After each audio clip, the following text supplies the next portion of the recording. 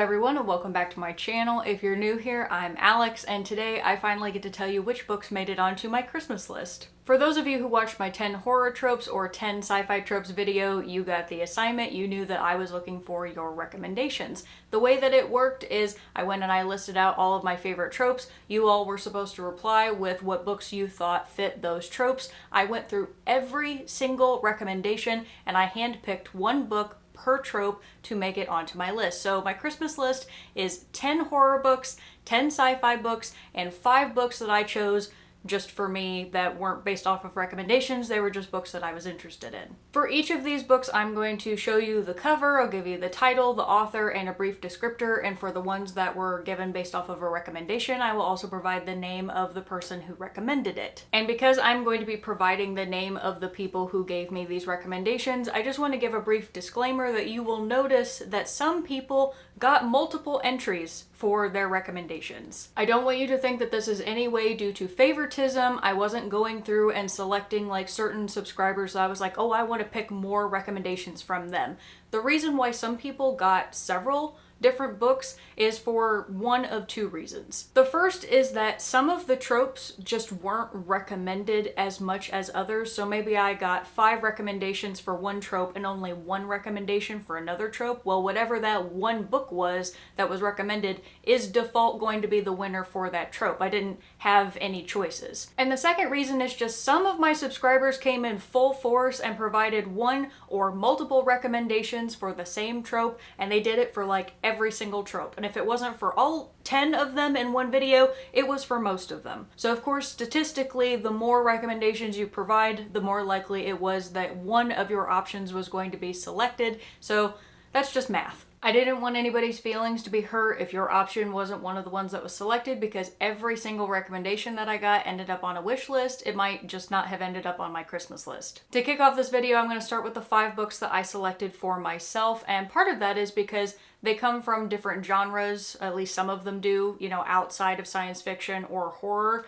And I also I'm kind of branching out a little bit this year of starting to look at books that maybe I normally wouldn't read. And I think I picked some bangers, so I want to talk about them. The first book on this list is Last Night at the Telegraph Club by Melinda Lowe. And this is the story of a young woman named Lily who's 17 years old, and she ends up sparking a relationship with another woman underneath the neon sign of a lesbian bar called the Telegraph Club. Their relationship is going to be complicated by a couple of things. The first is that it is 1954 in the United States and same-sex relationships are frowned upon, but the second is that Lily is actually a Chinese American living in Chinatown, and her father is under threat of deportation even though he is a legal citizen. For those of you who have been watching my channel for a while, you know that I am not somebody who ever reads romance like for the heck of it. It's not something that I'm interested in.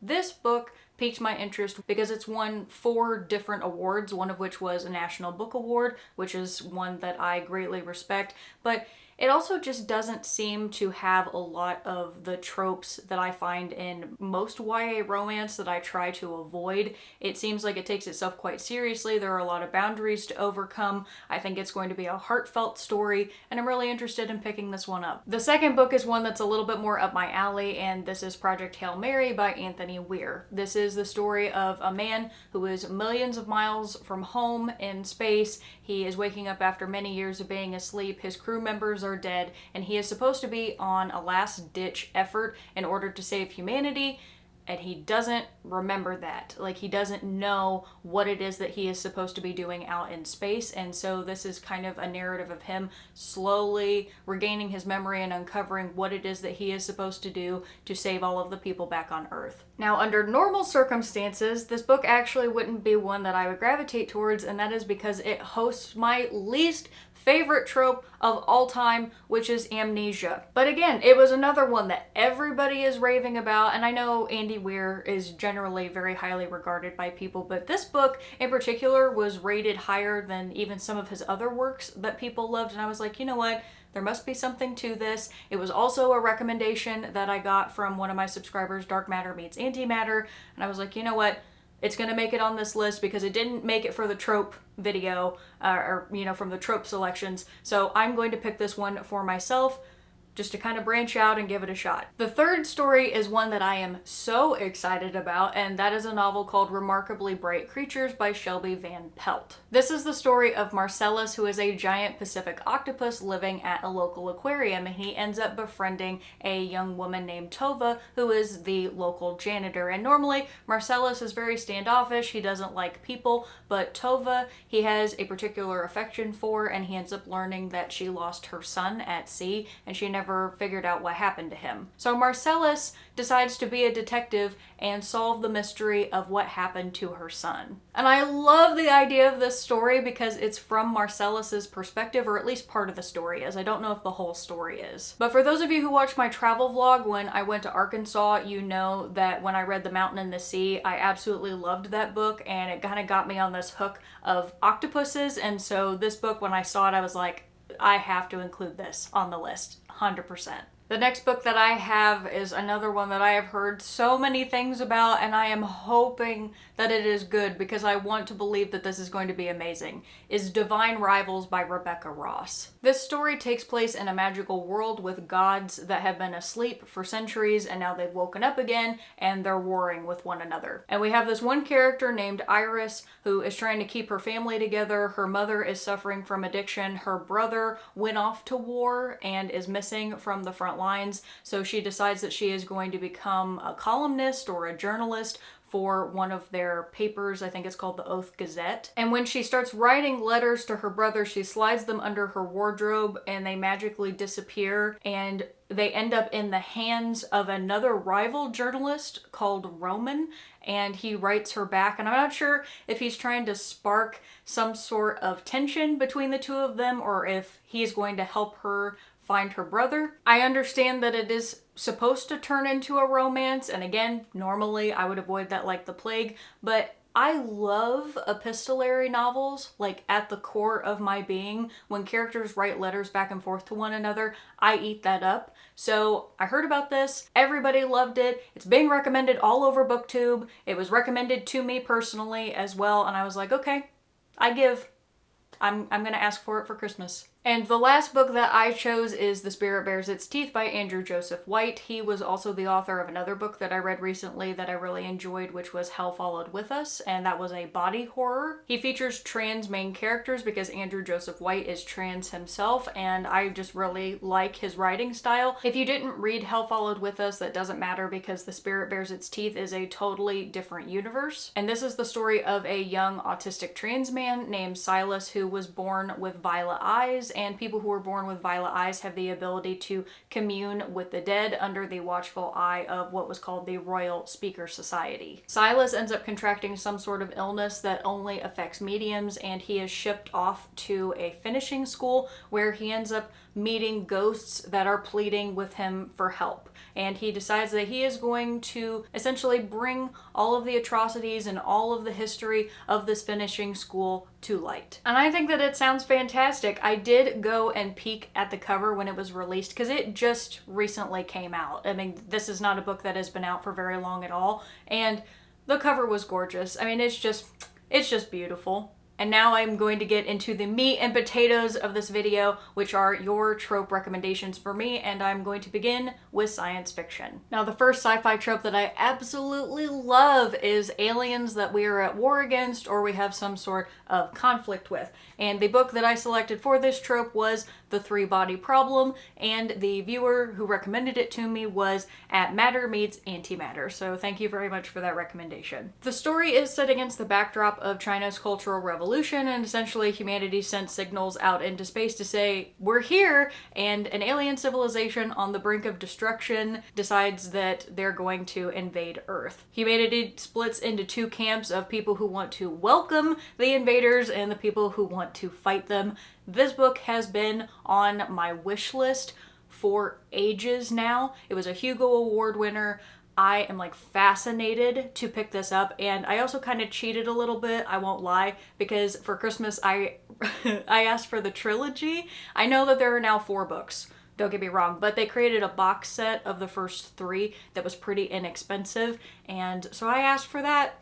and I'm really excited about it. Out of all 25 books that are on this list, this one is probably the one that I am the most eager to read. The second trope also deals with aliens, but it's aliens that we are friends with, and the book I selected for this was Fluency, which is part of the Confluence series, and this was recommended by Mrs. Lothman03, so thank you very much, Mrs. Lothman, for your recommendation. This is the story of a woman named Dr. Jane Holloway who studies ancient languages, and she is basically contracted by NASA to go to this alien spaceship that has been floating around the solar system to try to figure out what it is that the aliens want.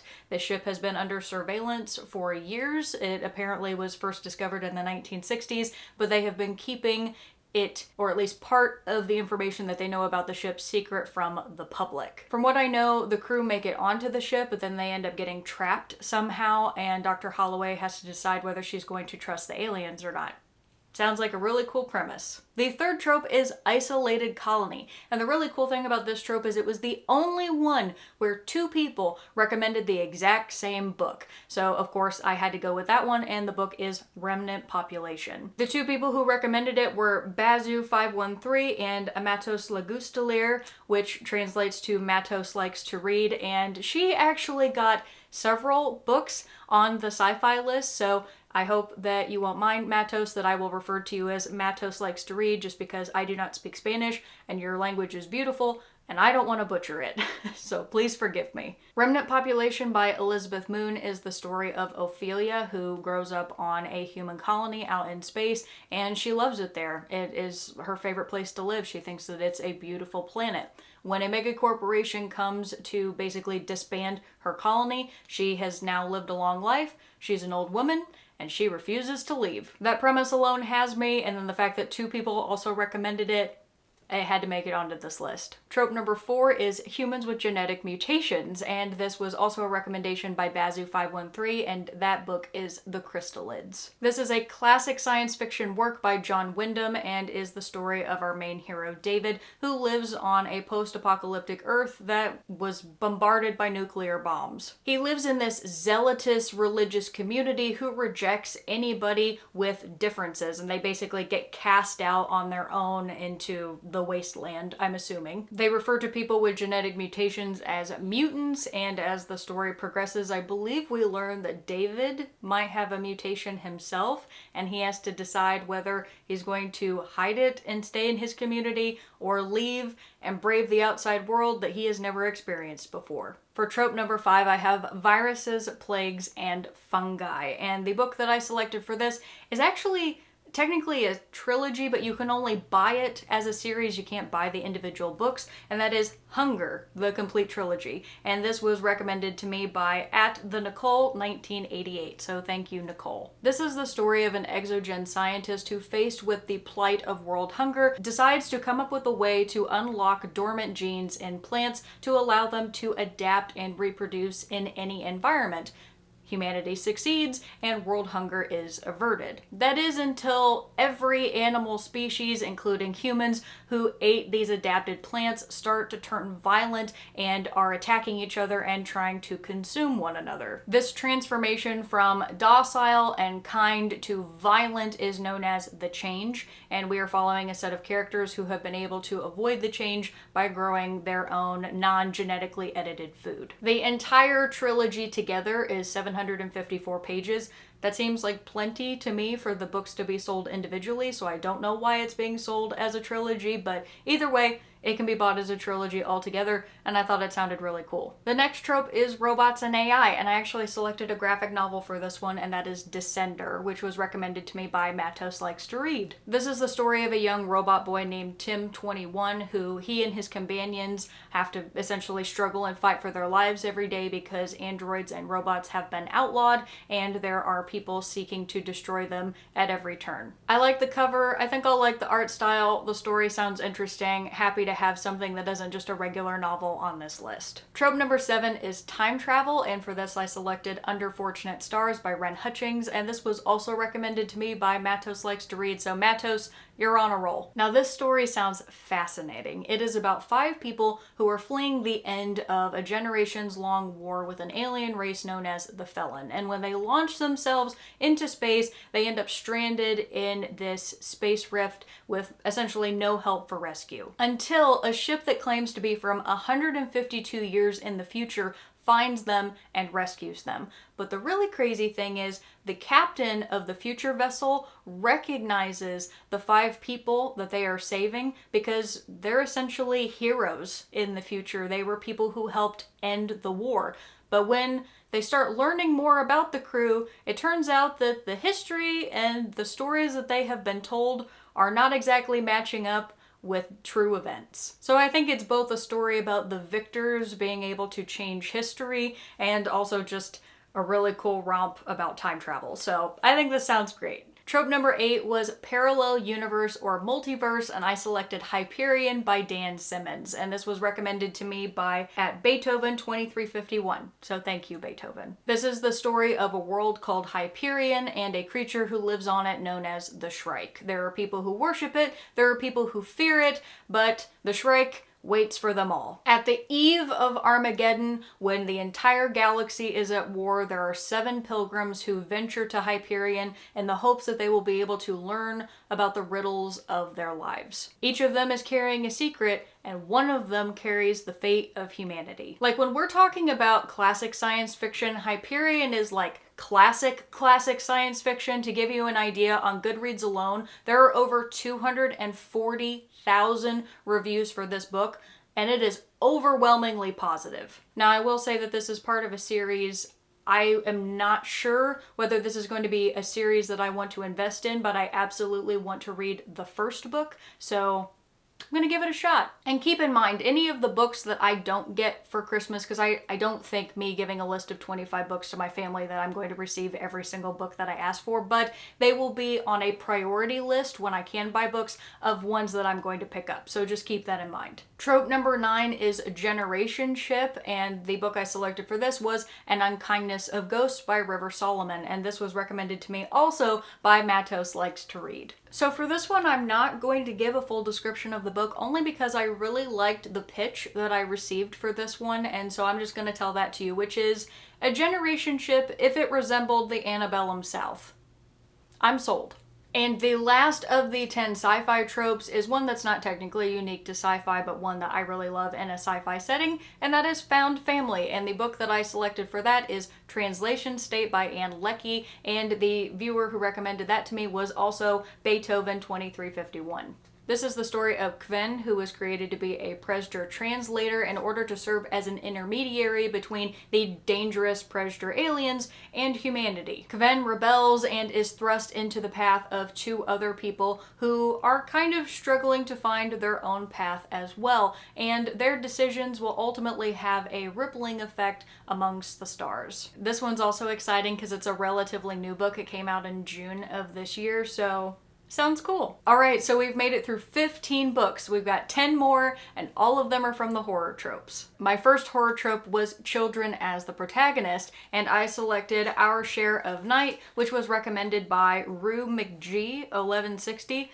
I think I said that right. If I didn't, I'm sorry, but thank you for your recommendation. This is the story of a father who lost his wife and a son who lost his mom, and together they are traveling to her ancestral home that she left them after her death. When they arrive, they discover that it is being run by a cult known as the Order, who commit unspeakable acts of violence in search of immortality. I did not pick this story based off of the cover, but I will say the cover is really cool. Trope number 2 is body horror. Now, this selection is a little funny because it was described to me as part of the book has body horror, not necessarily that the entire story revolves around it, but it's Dawn by Octavia Butler, which means that I had to go with that because it's Octavia Butler. And this was recommended by Tetsunjin, who is my friend Robert. And Robert, I hope you don't mind that from here on out I'm going to call you Robert because you also got more than one entry on this list. Dawn is the first book in the Xenogenesis trilogy and is the story of Lilith. Lilith wakes up on a spaceship after humanity bombed themselves essentially into nuclear oblivion and discovered that an alien race came by, saw them, saved as many humans as they possibly could,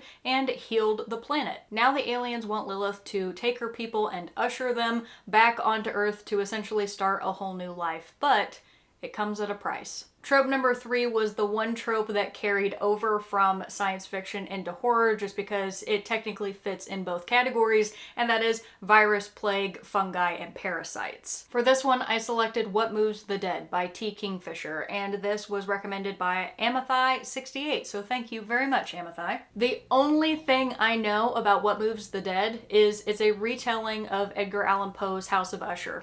And that is the only thing about it that I want to know. I want to go into this story pretty much completely blind and just see what happens. Number 4 was Supernatural Menace, and I selected The Scourge Between Stars by Ness Brown, and this one was also recommended by Robert. I picked this one because I am a huge fan of the Alien franchise with Sigourney Weaver. I love this idea of people being trapped on a spaceship with some sort of alien creature that is trying to murder all of them. There is a captain and her crew who have been essentially pushed to the limit of their physical and mental capabilities. They have had enough, and then you add on top of that an alien menace that is now picking them off one by one, and I'm here for it. Trope number 5 is what I call Just Some Guy, and the recommendation for that was Marge Fly, and that was also by Robert. I just want to say really quick that this has got to be one of the most disturbing covers I have ever seen, and honestly, even if this hadn't been the only recommendation for this particular trope, I might have picked this only because of how creepy it is. This is the story of Maeve, who by day works as all of the kids' favorite ice princess, but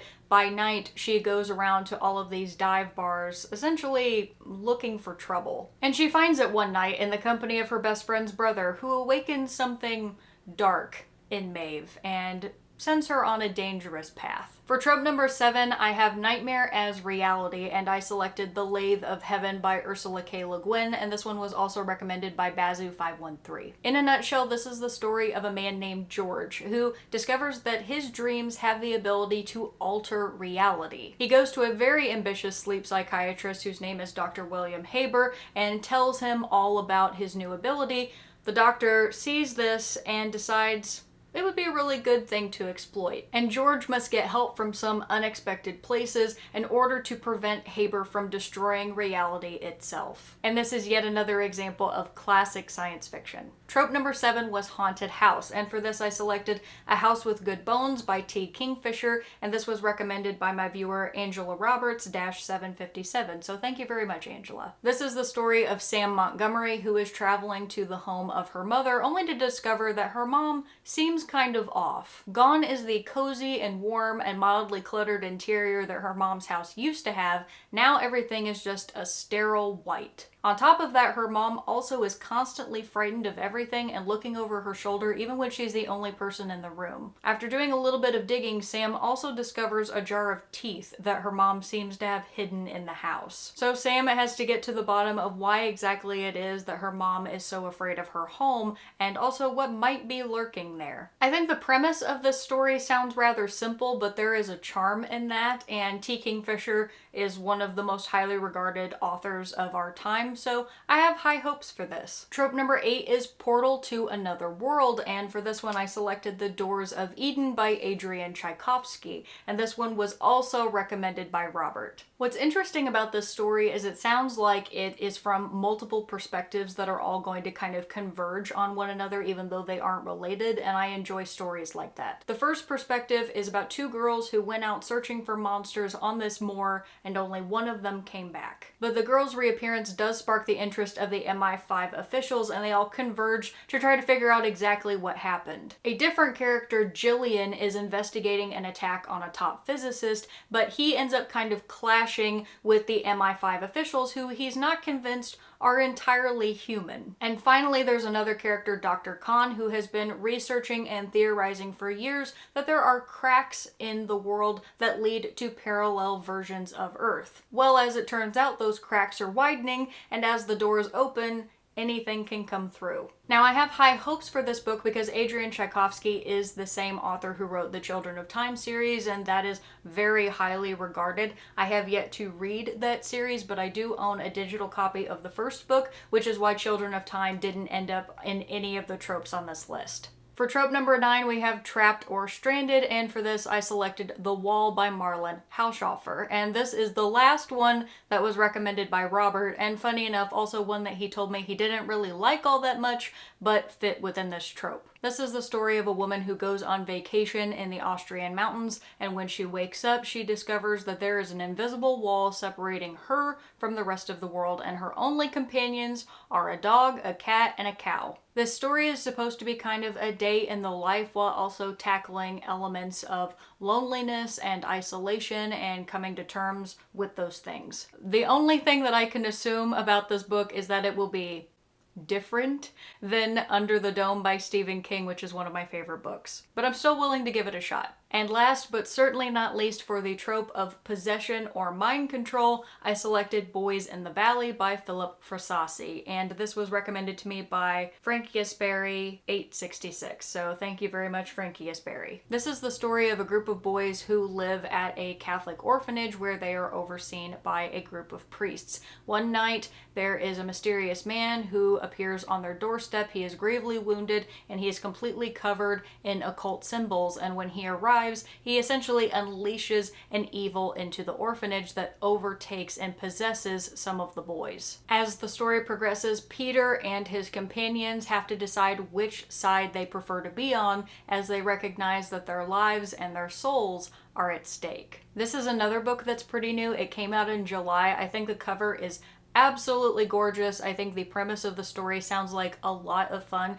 and this is another book that I'm pretty eagerly anticipating to read. And with that, you have come on this journey with me of listening to 25 books that I am interested in. Thank you to those of you who provided me recommendations. It was so much fun to go through all of them and to handpick and discover some new gems that I had never heard of before. Please let me know down in the comments if any of these books intrigued you and you decided to add them to your personal TBR. I always love it when people tell me that they heard of something on my channel that they thought sounded cool, and it's extra awesome because most of these were from you all. So thank you again, and as always, I hope you have a wonderful rest of your day or evening, that you all stay safe out there, and I'll see you next time.